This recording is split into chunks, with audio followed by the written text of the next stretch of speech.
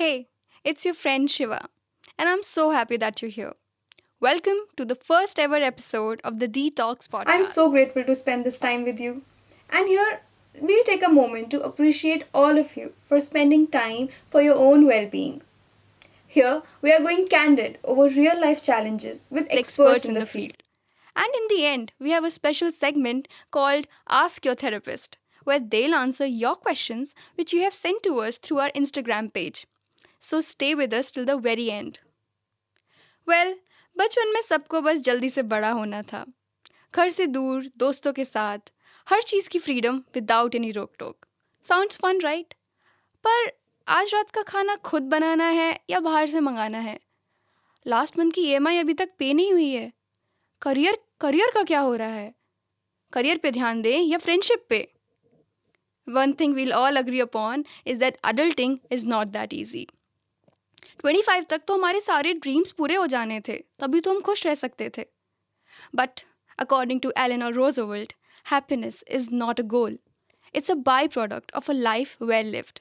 And you and I are gonna learn just how in this episode of Breaking Down Mental Health with Dr. Sujit. Let me tell you more about him. He is an additional professor of psychiatry at King George Medical University, Lucknow. He specializes in neuromodulation, suicide prevention, and substance abuse. He is also an active researcher with over 300 publications and has made it to the top 2% list of researchers worldwide by Stanford University twice. Oh my God, sir, I'm so thrilled to have you here with us. Thank you. Sir, आज का discussion मैं जिस सवाल से शुरू करना चाहती हूँ वो एक बहुत सिंपल सा सवाल है, मेंटल हेल्थ. क्योंकि आजकल हम सब मेंटल हेल्थ को लेके काफ़ी सीरियस हो गए हैं. हम सब मेंटली हेल्दी होना चाहते हैं, but what it exactly means to be mentally healthy? Mental health बहुत ही इम्पॉर्टेंट एरिया है किसी भी इंसान की हेल्थ के बारे में अगर बात करें तो. वर्ल्ड हेल्थ ऑर्गेनाइजेशन ने हेल्थ की जो डेफिनेशन दिया है, physical, social and mental health एक इम्पॉर्टेंट पैरामीटर है. मेंटल हेल्थ की जो कंपोनेंट्स है, मेंटल हेल्थ 3 बेसिक पिलर के ऊपर खड़ा होता है. एक है हमारी सोच, जिसे हम कॉग्निशन या थिंकिंग कहते हैं. दूसरा हमारा इमोशन. तीसरा है बिहेवियर. अगर कोई मेंटल हेल्दी है तो उसकी सोच, इमोशन और बिहेवियर तीनों हेल्दी होना चाहिए, तब जाके हम कहेंगे. और सोच, इमोशन, बिहेवियर हेल्दी है ये कैसे पता चलेगा? अगर कोई अपनी इमोशन को अच्छी तरह से हैंडल कर ले रहा है, लाइफ की जो चैलेंजेस, स्ट्रेसफुल सिचुएशंस हैं उस पर वो अच्छी तरह से कोप कर ले जाता है, तो उसकी इमोशंस को वो बैलेंस मेंटेन कर पा रहा है. उसकी वो लाइफ में उसकी सोच अच्छा है, सोच ठीक है, तो वो एक अच्छा डिसीजन, हेल्दी डिसीजन अपनी लाइफ में ले पाएगा. और वो लाइफ में बहुत सारे जो अपॉर्चुनिटीज़ मिलते हैं उसको अच्छी तरह से यूज़ करके लर्न करेगा. उसकी बिहेवियर सोशली अप्रोप्रिएट रहेगा और वो अपने वर्क परफॉर्मेंस में वो चीज़ें करके दिखाएगा. तो अगर कोई अपनी लाइफ में इन चीज़ों को परफेक्टली मेंटेन कर पा रहा है और एक प्रोडक्टिव लाइफ लीड कर पा रहा है और सोसाइटी को कुछ कंट्रीब्यूट कर पा रहा है, तो हम कहेंगे कि वो मेंटली हेल्दी है. Okay sir. और क्योंकि सर आप एक रिसर्चर हैं तो आप हमें बता सकते हैं कि मेंटल हेल्थ इश्यूज़ में ओवर द पास्ट डेकेड क्या पैटर्न देखा गया है? मेंटल हेल्थ इश्यूज़ में कई सारे रिसर्च हुए हैं, एपिडेमियोलॉजिकल स्टडीज़ हुए हैं. उस पे मैं आपको एक इम्पॉर्टेंट इंडियन स्टडी को रेफ़र करके बता रहा हूँ. 2015-16 में नेशनल मेंटल हेल्थ सर्वे हुआ था, जो ministry of health and family welfare ने स्पॉन्सर किया था. इंडिया की 12 स्टेट में ये सर्वे हुआ था और उस सर्वे में ये पता लगाया गया था कि अगर हम करंट साइकेट्रिक इलनेस के बारे में बात करें, मौजूदा स्थिति में लगभग 10.6% people they are suffering from any psychiatric illness, any of the psychiatric illness. और अगर लाइफ टाइम की बात करें तो प्रिवेलेंस इज क्लोज टू 14%. लेकिन ये जो संख्या है इसमें टोबैको यूज डिजॉर्डर प्रिवेलेंस को काउंट नहीं किया गया था. अगर उसको काउंट करें तो प्रिवेलेंस जो है अराउंड 25 to 30% तक पहुंच रही है. तो हम मोटे मोटे तौर पे कह सकते हैं nearly 1/4 of individuals in the community they are suffering from one or any other form of psychiatric illness. That is such a big number. Big number. और वर्ल्ड मेंटल हेल्थ सर्वे और कई तरह के मेंटल हेल्थ सर्वे में global जो research हुआ है उसमें भी जो संख्या है वो लगभग सिमिलर ट्रेंड है. Nearly 1/4 to 1/5 people globally, they are suffering from one or other form of psychiatric illness any point of in their life. Okay sir. ठीक है। और पिछले कुछ सालों से जो साइकेट्रिक इलनेस की प्रेवलेंस में देखा जा रहा है, more of A stress related illnesses, उनकी संख्या धीरे धीरे बढ़ रही है।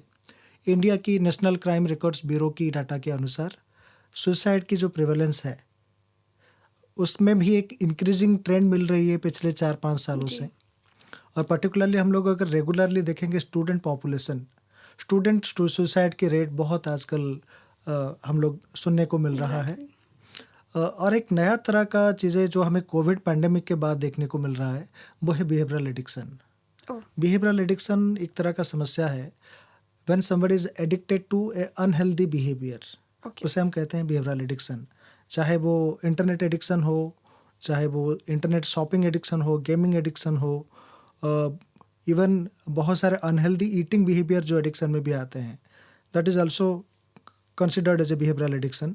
ओके। तो उसकी ट्रेंड धीरे धीरे भी आजकल बहुत ज़्यादा मात्रा में लोगों में देखने को मिल रहा है। I don't think sir unhealthy shopping addiction as a term हमारी ऑडियंस ने कभी सुना होगा, बिकॉज शॉपिंग हम लोग as a stress reliever although use करते हैं, हाँ। या but it is also a sort of behaviour addiction. It's something that मैंने भी आज नई बात सीखी है। क्योंकि स्ट्रेस रिलीव करने के लिए स्पेशली जब से फास्टेस्ट डिलीवरी एप्स हमारे डिस्पोजल पे आ गई हैं, हम लोग बिना सोचे समझे ऑर्डर करते हैं। इतना हमारा भी जो शॉपिंग कैपेसिटी है, स्पेंडिंग कैपेसिटी है, बढ़ गई है। तो यहाँ पे मैं आपको एक क्लैरिफाई करना चाहूँगा, अगर वंस इन ए ओकेजन आप थोड़ा ज़्यादा शॉपिंग करते हैं और ये करते हैं, उसे हम एडिक्शन नहीं कहते जी हैं। ओके एडिक्शन कहने के लिए एक पैटर्न मिलना चाहिए। जी आप अक्सर इसी तरह का बिहेवियर में इन्वॉल्व होते हैं और ज़रूरत से ज़्यादा खरीदते हैं और इम्पल्सिवली परचेज करते हैं, और एक आपकी लाइफ की एक पैटर्न बन गया है जी जिसको आप चाह के भी नहीं कम कर सकते हैं, तो उसे कहते हैं एडिक्शन। वंस इन ओकेजन अगर किसी ने ज़्यादा परचेज किया या थोड़ा बिंज इंटरनेट में वेब सीरीज देखा, तो एक आध बार में उसको हम एडिक्शन नहीं कहेंगे। लेकिन अगर एक लाइफ में पैटर्न बन गई है उस तरह का होने का, तो उसे हम जरूर कहेंगे कि ये एडिक्टिव बिहेवियर है। जैसे अगर सर कोई स्ट्रेस रिलीव करने के लिए बार बार शॉपिंग कर रहा है। एग्जैक्टली उस तरह का कंडीशन में उस होने की संभावना बढ़ जाती है। जी, thank you so much sir.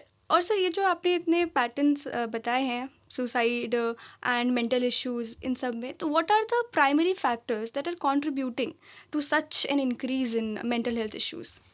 Mental health issues की जो रिस्क फैक्टर हैं या जो कॉजेस हैं, उसको मोटे मोटे तौर पे 3 तरीके से डिवाइड किया गया है, ग्रुप किया गया है। एक है बायोलॉजिकल फैक्टर, जो कि हमारे शरीर की संबंधित समस्याओं से जुड़ा हुआ है। सेकंड है साइकोलॉजिकल फैक्टर, जो हमारे पर्सनालिटी या व्यक्तित्व से जुड़ा हुआ है। तीसरा है सोशल फैक्टर, जो हमारे सामाजिक स्थिति के ऊपर डिपेंड करता है। बहुत सारे बायोलॉजिकल फैक्टर हमारे साइकेट्रिक इलनेस की कॉज में आते हैं, तो उसमें से सबसे इम्पॉर्टेंट जो कॉज होता है जेनेटिक फैक्टर होता है। Okay. अगर किसी की फैमिली में, पर्टिकुलरली फर्स्ट डिग्री रिलेटिव में, जैसे कि डायरेक्ट पेरेंट्स में, फादर या मदर में किसी को साइकेट्रिक इलनेस है, तो उनमें होने की संभावना बढ़ जाती है। अगर दोनों पेरेंट्स को है तो संभावना लगभग डबल हो जाती है। अगर किसी व्यक्ति की एक ट्विन है, ट्विन ब्रदर को, सिस्टर को, उनको मेंटल इलनेस है, तो उनकी होने की संभावना बढ़ जाती है। सो इससे सारे फैमिली स्टडीज़ से ये बताता है कि जेनेटिक एक इम्पॉर्टेंट रोल प्ले करता है। जेनेटिक्स को छोड़ दिया जाए तो कई तरह की चीज़ें मैं कहूँगा आपको, कि जैसे एक हम जो एनवायरनमेंट को एक्सपोज होते हैं, डिफरेंट केमिकल्स, डिफरेंट चीज़ें हमारे बॉडी में जाती है, वो भी हमारे अंदर एक बदलाव लाता है, जो कि हमारे न्यूरो एंडोक्राइन एक्सिस में बदलाव लाता है, जो कि साइकेट्रिक कॉज का एक बन सकता है। कई सारे मेडिकल इलनेसेस, अगर कोई किसी को क्रोनिक मेडिकल इलनेस है, मान लीजिए किसी को ऑस्टियोआर्थराइटिस है, जी जो कि बहुत ही पेनफुल कंडीशन है, लंबे दिनों से चल रही है, किसी को कोई ऑटो इम्यून कंडीशन है, किसी को ट्यूबरकुलर मेनिंजाइटिस हो गया, उसकी सिक्वेली आ गई, किसी को ट्यूबरकुलोसिस ही मान लीजिए, पल्मोनरी ट्यूबरकुलोसिस जी। है, इतने दिनों से इतने सारे दवाई उसको लॉन्ग टर्म लेना पड़ रहा है। तो ये सारे जो शरीर के अंदर जो चेंजेस ला रहे हैं, हमारे बॉडी के अंदर जो केमिकल चेंजेस ला रहे हैं, ये भी एक साइकेट्रिक मॉर्बिडिटी का कॉज है। ठीक है, ये तो हो गया। और उसको छोड़ के एक और इम्पॉर्टेंट बायोलॉजिकल कॉज है कि सब्सटेंस यूज़।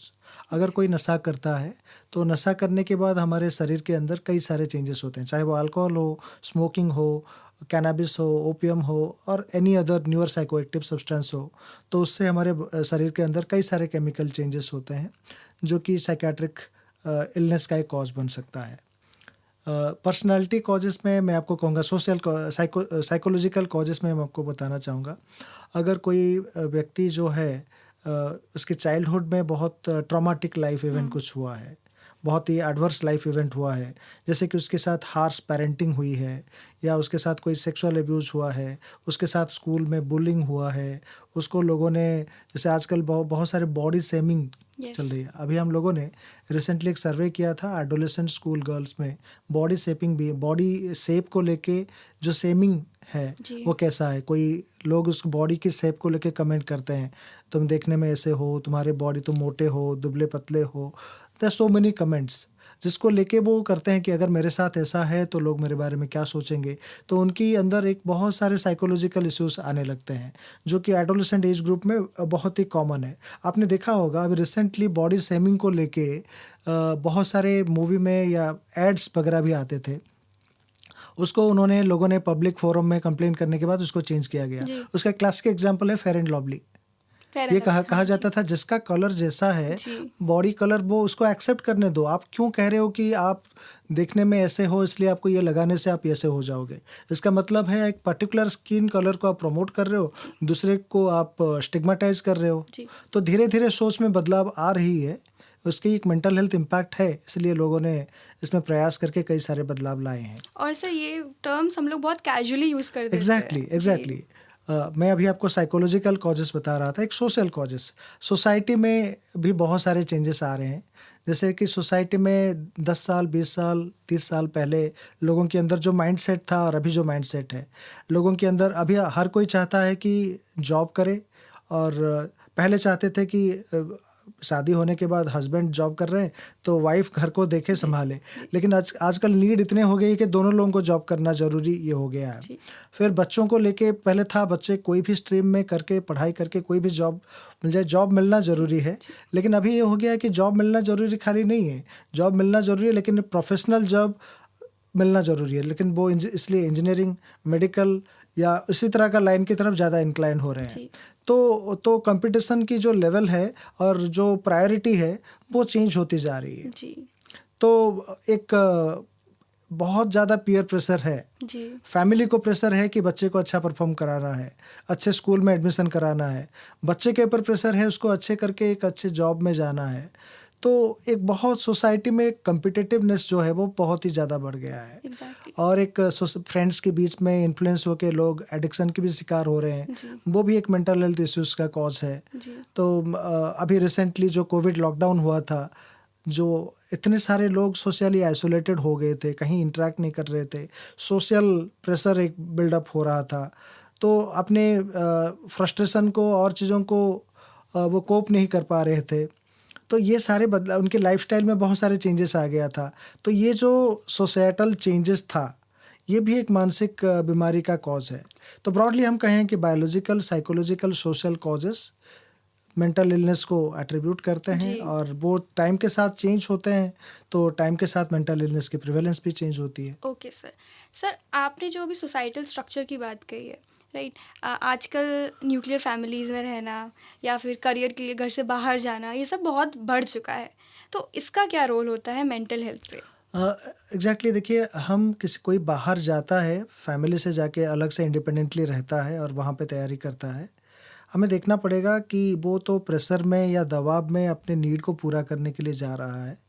लेकिन जो सोसाइटी का प्रेशर है, सोसाइटी में जो पीयर ग्रुप के साथ उसके इंटरेक्शन हो रहा है, जो उसको लाइफ में चैलेंजेस सामना करना पड़ रहा है, उसको फेस करने के लिए हमने उसको पूरी तरह से तैयार किया है या नहीं है।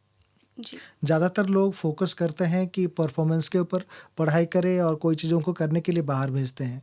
लेकिन लाइफ में जो रियल सिचुएशन में जो डिफरेंट चैलेंजेस आते हैं, आपकी अपनी फेलर हुआ तो उसको कैसे डाइजेस्ट करना है, उसको कैसे मैनेज करना है, फ्रस्ट्रेशन को कैसे मैनेज करना है, इसको कहीं ना कहीं फैमिली में वो एम्फेसिस इतना नहीं है। तो बच्चे इस तरह का चीज़ों में, चैलेंज में अपने आप को डील करने के लिए नहीं कर पाते हैं, मुश्किल होता है ज़्यादातर बच्चों को। और पहले क्या होता था, जॉइंट फैमिली सिस्टम होती थी, तो फैमिली मेम्बर्स के साथ द आवर्स ऑफ कॉन्टैक्ट ज़्यादा रहता था। जी आप किसी ना किसी से किसी ना किसी तरीके से कुछ ना कुछ सीखते थे। जी अभी बोथ पेरेंट्स वर्किंग है, घर पे आपको ह्यूमन इंटरेक्शन बहुत ही मिनिमम है। जितना भी इंटरेक्शन हो रही है ऑनलाइन इंटरेक्शन हो रही है। कोपिंग स्किल को सिखाना, लाइफ की फ्रस्ट्रेशन को डील करना सिखाना, ये सारे चीज़ प्रैक्टिकली हो नहीं रही है, लेकिन हम उम्मीद करते हैं कि बच्चा बाहर जाके कर ले अपने आप में। सही बात अब है वो सर। नहीं हो पाती है। जी सर। और आजकल तो ये भी है कि बच्चे को बहुत जल्दी घर छोड़ना पड़ रहा है, क्योंकि उन लोगों को कॉम्पिटिटिव एग्ज़ाम के लिए प्रिपेयर करना होता है। और जितना जल्दी बच्चा तैयारी शुरू करेगा उतना अच्छा मार्क्स गेन करेगा, ये भी एक मेंटालिटी। और हम ये भी देख रहे हैं कि हर साल ज़्यादा कैंडिडेट्स बैठ रहे हैं किसी भी एग्ज़ाम में। अकेले नीट एग्ज़ाम में हर साल देखा जाता है कि 2 से 3 लाख बच्चे, नए बच्चे ऐड होते हैं। लेकिन जो सीट टू कैंडिडेट रेशियो है वो डिस्प्रपोर्शनेट है। हाँ, ऐसे में सर अगर कोई बच्चा सिलेक्ट नहीं होता है तो नॉट बीइंग सिलेक्टेड का ये जो टैग है उससे एक बच्चे पे लॉन्ग टर्म मेंटल हेल्थ पे क्या इफेक्ट पड़ते हैं? देखिए अगर कोई बच्चा सिलेक्ट नहीं होता है, वो उसके लिए एक बहुत बड़ा फ्रस्ट्रेशन और स्ट्रेस का कारण होता है। कुछ बच्चे, ज़्यादातर बच्चे मैं कहूँगा, क्योंकि इतने सारे बच्चे दे रहे हैं एग्ज़ाम, ज़्यादातर बच्चे ये फ्रस्ट्रेशन को मैनेज कर लेते हैं समहाउ। कुछ बच्चे खुद कॉम्पिटेंट होते हैं अपने इमोशन को डील करने में, कर लेते हैं। कुछ बच्चों का अपना फ्रेंड सर्कल अच्छा होता है, वो मैनेज कर लेते हैं। वो देखते हैं कि मेरा फ्रेंड जो है वो भी 2 साल से तैयारी कर रहा है, मेरा नहीं हुआ तो मैं भी 1 साल और रिस्क लेके तैयारी कर सकता हूँ। कुछ फैमिली मेम्बर्स सपोर्ट अच्छे तरीके से करते हैं, रीअश्योर करते हैं कि तुम्हारा नहीं हुआ तो दोबारा प्रयास करो। लेकिन कुछ बच्चों के साथ प्रॉब्लम हो जाती है, वो अपने फेलियर को टॉलरेट नहीं कर पाते हैं, बहुत ही नेगेटिवली लेते हैं। और फैमिली मेम्बर्स भी एक लेवल कर देते हैं कि देखो उसका बच्चा हो गया, तुम्हारा नहीं हुआ, ऐसा नहीं हुआ। कंपेयर वो करते हैं। अपने स्टूडेंट्स भी अपने फ्रेंड्स के साथ खुद को कंपेयर करने लगते हैं।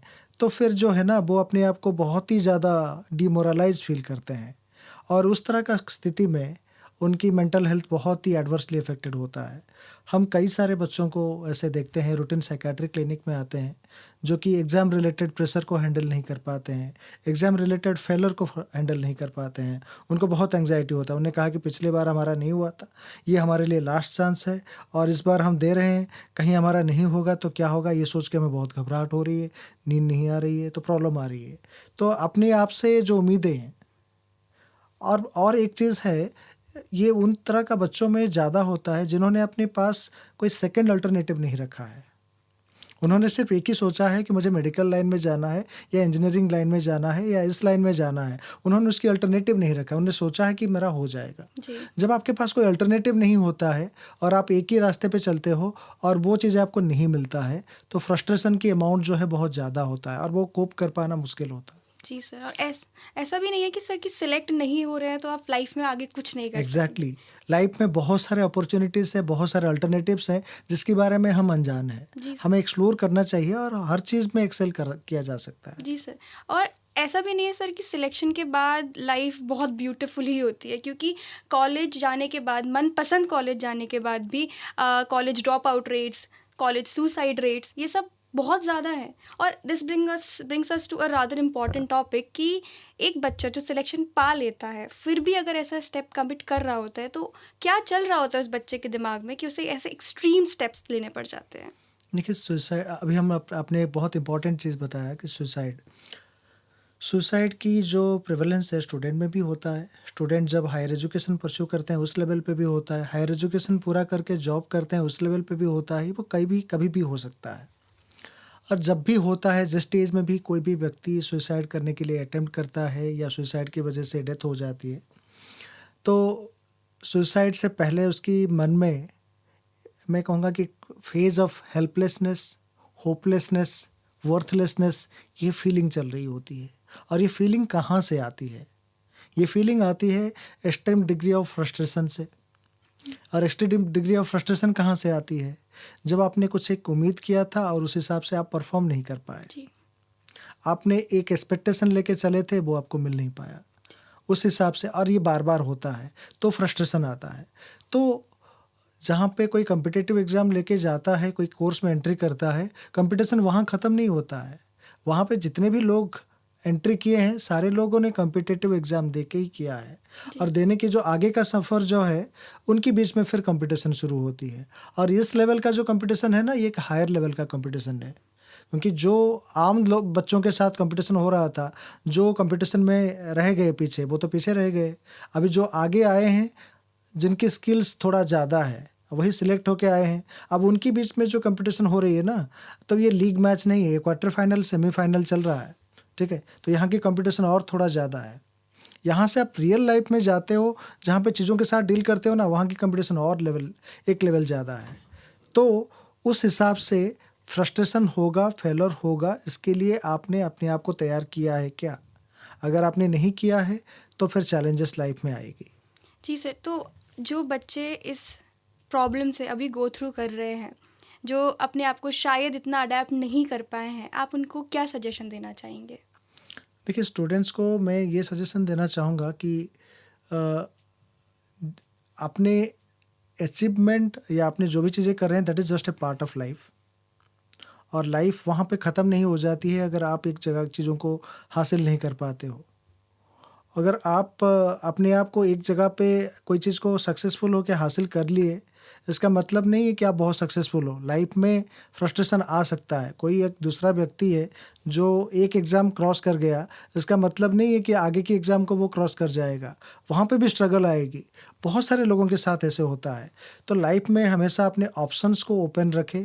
एक ही ऑप्शन में अपने आप को स्टिक ना करें। और एक बार प्रयास करने के बाद आपको अगर हासिल नहीं होता है, तो वहाँ पे हार ना मानें और निरंतर प्रयास जारी रखें। और अपने लाइफ में जो भी चीज़ें फेलर है, वहाँ से चीज़ों को सीखने की कोशिश करें। मैं अपना एग्ज़ाम्पल आपको देना चाहूँगा।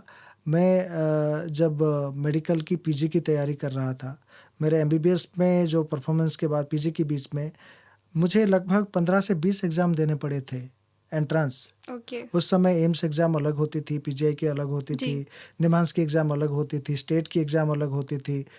ये सारे एग्ज़ाम लगभग 15-20 एग्ज़ाम देने पड़े थे। उसके बाद फिर मैं आया। अब मैं अपने आप को कहूँगा कि आज मैं सक्सेसफुल हूँ या फेलियर में हूँ, तो ये कह पाना थोड़ा मुश्किल है, क्योंकि मेरे लाइफ में वो फेलियर की फ़ेज़ में मैंने जितना लर्न किया, शायद मैंने अपने सक्सेस फ़ेज़ में उतना नहीं लर्न कर पाया।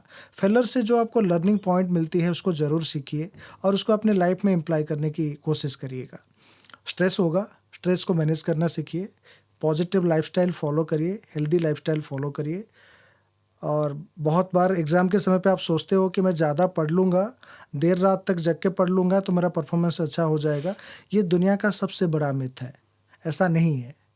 आप अगर एक हेल्दी डाइट लेते हो, अपने डेली रूटीन को फ़ॉलो करते हो और एडिक्वेटली रेस्ट लेते हो और आप स्ट्रेस फ्री होके तैयारी करते हो, तो आपकी परफ़ॉर्मेंस सबसे ज़्यादा अच्छा होता है, ठीक है? और आपको ऐसा नहीं कि अगर आपको लगता है कि एग्ज़ाम से पहले मेरे एंग्ज़ायटी लेवल बढ़ जाती है, तो अपने आप को उसी की तैयारी में लगाइए। आप ऐसे अपने एक टास्क या कोर्स को ऐसे मत रखिए कि एग्ज़ाम के समय पे आपकी ओवरबर्डन हो जाए। आप रेगुलर तरीके से को करते रहिए, अपने काम को फिनिश करते रहिए, टास्क को पूरा करते रहिए, ताकि आपके एग्ज़ाम के समय पे आपको बर्डन नहीं होगी। जी सर, एक्चुअली ये बहुत इम्पॉर्टेंट एडवाइस है हम सब नाइट आउल्स के लिए, क्योंकि हम एग्ज़ाम से पहले ही सारा स्ट्रेस लेके चल रहे होते हैं और उससे पहले मस्ती ही कर रहे होते हैं, यूजुअली फ्रेंड्स के साथ। फ्रेंड्स की जब बात आई है सर, फ्रेंड्स सर्कल की बात करते हैं। नए कॉलेज में आना, अपना नया फ्रेंड सर्कल ढूंढना, ये एक बहुत डिफ़िकल्ट टास्क है, स्पेशली आजकल के टाइम में जहाँ सब्सटेंस अब्यूज़ की रेट अमंग कॉलेज स्टूडेंट्स बहुत हाई हो चुकी है। 40% in engineering colleges, up to 60% in medical colleges. This is such a huge number. तो सर, जो न्यू कमर्स आते हैं कॉलेज में, वो जो पीयर प्रेशर होता है कि यार एक बार ट्राई करके देख, इस पीयर प्रेशर में कैसे फॉल ना करें, उनके लिए क्या एडवाइस देना चाहेंगे?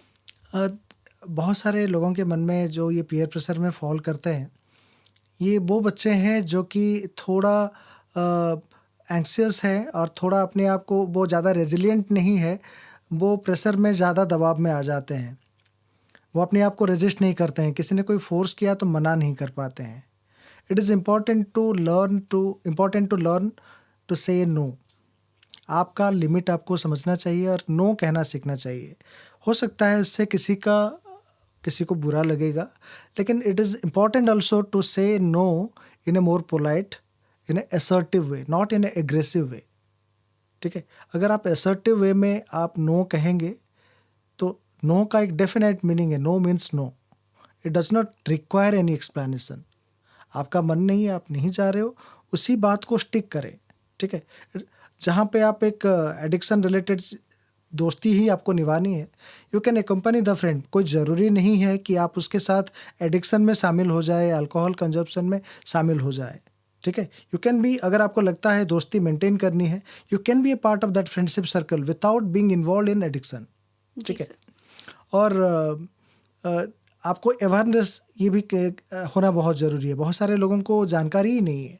जानकारी कहाँ से मिलती है? दोस्तों से मिलती है।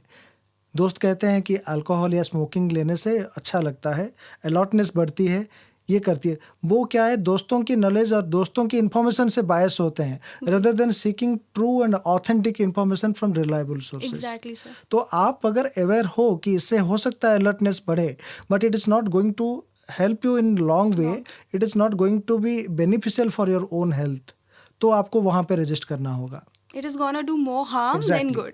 जी सर, ये तो बात हुई उन न्यू कमर्स की जो अभी कॉलेज में आ रहे हैं, उस फैमिली उस पीयर प्रेशर में फॉल करने जा सकते हैं, फॉल कर सकते हैं। पर उन बच्चों को जो ऑलरेडी अडिक्ट हो चुके हैं, उनके लिए हम एज फ्रेंड्स, एज फैमिली क्या कर सकते हैं? अगर कोई एडिक्ट हो चुका है या उसकी नशा या एडिक्टिव बिहेवियर बहुत ही प्रोमिनेंट है, तो दे रिक्वायर हेल्प। जी। Now the thing is who can help. Yes. बहुत सारे लोग इस तरह का बिहेवियर को फैमिली सपोर्ट और पीयर ग्रुप सपोर्ट, फ्रेंड की सपोर्ट से खुद से कोशिश करके छोड़ देते हैं। ओके। स्मोकिंग किया था, स्मोकिंग कर रहे थे, धीरे धीरे इसको कट डाउन करके छोड़ दिए। ऐसे ज़्यादातर लोगों की सपोर्ट ऐसे हो जाता है। जब ये कंस्टेंट सपोर्ट से हो जाता है तो उनको प्रोफेशनल हेल्प की ज़रूरत नहीं पड़ती है। लेकिन अगर कोई अपने एफर्ट लेने के बाद भी छोड़ नहीं पा रहा है, फैमिली मेम्बर्स की सपोर्ट और फ्रेंड की सपोर्ट से भी ये चीज़ें नहीं हो पा रही, probably require a professional help. Okay sir. They need to seek consultation from a psychiatrist, जिसमें एडिक्शन की जो स्टैंडर्ड ट्रीटमेंट है उनको उसमें प्रॉपर काउंसलिंग मोटिवेट करके उनको कुछ उनकी विड्रॉल सिम्टम्स को मैनेज करके उनको ठीक किया जा सकता है। And I think So this they- is So they require professional help and psychiatrist will help them. and I think this deserves an entire podcast of its own. Exactly. Yes, sir. Sir, so this brings us to the very last segment and a very special segment that we have, which is called Ask Your Therapist, जिसमें लोगों ने अपने personal questions हमें Instagram DM करके भेजे हैं। तो मैं वो क्वेश्चंस आपके सामने पढ़ के सुनाऊंगी, आप उनके प्लीज़ आंसर दीजिएगा। हमारा पहला क्वेश्चन है,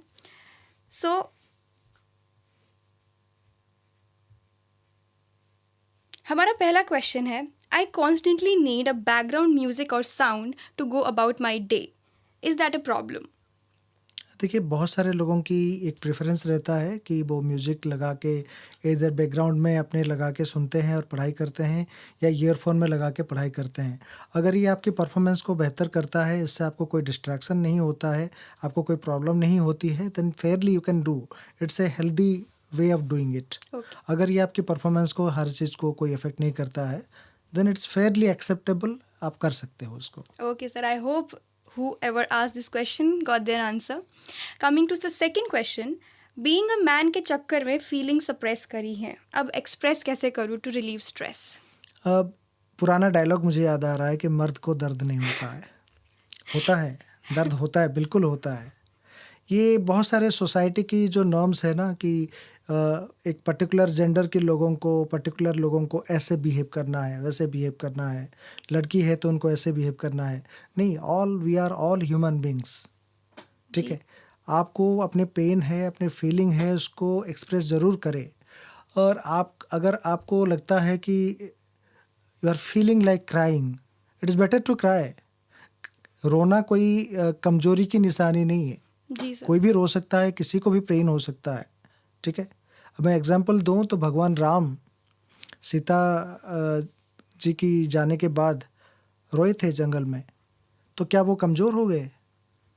इससे कोई साबित नहीं होता है। Your expression of emotion, it gives an idea about how connected you are. आपकी लव, आपकी एम्पैथी, आपकी इमोशन कैसा है। ठीक है, अपने इमोशंस को एक्सप्रेस करने के लिए, देखिए इमोशन को एक्सप्रेस करने के लिए आप अपने फ्रेंड्स के साथ अपनी चीज़ों को शेयर कर सकते हो, आप क्या फ़ील कर रहे हो वो बता सकते हो, ठीक है। और पेरेंट्स को पर्टिकुलरली मैं ये कहना चाहूँगा, अपने बच्चों को प्रमोट करें अपनी फीलिंग्स को एक्सप्लेन करने के लिए, एक्सप्रेस करने के लिए, रदर देन तुम रो क्यों रहे हो, तुम हंस क्यों रहे हो, जी सप्रेस करने के लिए। ये सोशल प्रेशर है, जी ये हंसना नहीं है, रोना नहीं है, ये नहीं करना है। हम लोग अपनी इमोशन को, बच्चों की इमोशन को सप्रेस करने की कोशिश करते हैं। जब ये चीज़ एक ट्रेंड बन जाती है, उस बच्चे के अंदर अपनी इमोशन को एक्सप्रेस करने की मिलती नहीं है, हेजिटेशन होती है। हेजिटेशन जी होता है। तो हम प्रमोट करें। कई बार आपको लगता है कि आपके फ्रेंड सर्कल में कोई फ्रेंड है जो बोलता नहीं है, बताता नहीं है, अपने फीलिंग्स को करता नहीं है। As being a friend, good friend, आप उसको प्रमोट करिए, तुम्हें क्या लग रहा है, उसके साथ और डिस्कशन करिए। आप जब उसको प्रमोट करेंगे और उसके अंदर एक फील होगा कि नहीं मुझे एक्सप्रेस करना चाहिए, वो अपने फीलिंग को एक्सप्रेस करे। And as a society, we need to learn this. And I think this is where this podcast is going to help a bunch of people, right? उनको पता होना चाहिए कि मर्द को भी दर्द होता है. Coming to the very last and a very important question, which is, when is the right time to seek help?